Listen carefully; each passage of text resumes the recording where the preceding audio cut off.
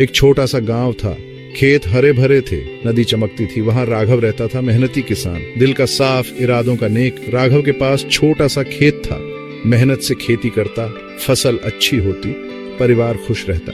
पास ही में गोपाल रहता था, आलसी और लालची, काम से जी चुराता, हमेशा दूसरों से जलता रहता। एक दिन आंधी आई, जोर से बारिश हुई, नदी उफान पर थी, खेत डूब गए, सब पर मुसीबत का पहाड़ टूट पड़ा। राघव की फसल भी बर्बाद हो गई, परिवार चिंता में डूब गया। लेकिन गोपाल के चेहरे पर मुस्कान थी। उसकी फसल तो पहले ही खराब हो चुकी थी, अब उसे मुआवजा मिलेगा। राघव ने हिम्मत नहीं हारी। उसने सोचा, जब तक दम है मेहनत करूंगा। उसने फिर से खेती शुरू कर दी। गोपाल ने देखा तो हंसा, बोला, अरे मूर्ख, अब क्या होगा मेहनत करके, सब कुछ तो बर्बाद हो गया। राघव ने शांत स्वर में कहा, भाई, मेहनत करना मेरा धर्म है, फल तो ईश्वर के हाथ में है। दिन बीतते गए, राघव की फसल लहलहाने लगी, लेकिन उसकी आंखों में आंसू थे। बारिश नहीं हो रही थी, कुआं सूखने लगा था, फसल प्यासी थी। राघव चिंतित था।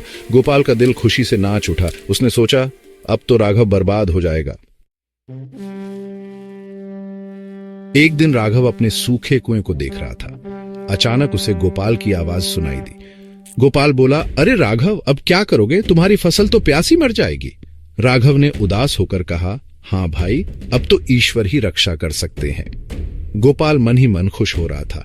उसे राघव का दुख देखकर सुख मिल रहा था।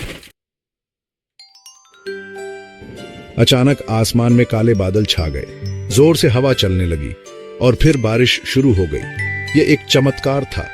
राघव की खुशी का ठिकाना नहीं रहा।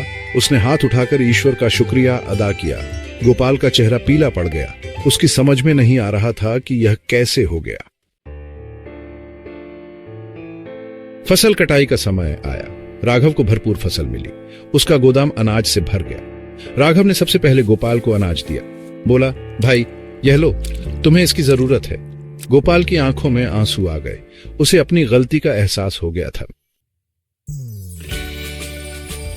राघव की कहानी हमें सिखाती है कि नेकी कभी व्यर्थ नहीं जाती। जो दूसरों की मदद करता है, ईश्वर उसकी मदद जरूर करते हैं। हमें हमेशा दयालु और उदार बनना चाहिए। यही सच्ची खुशी का रास्ता है।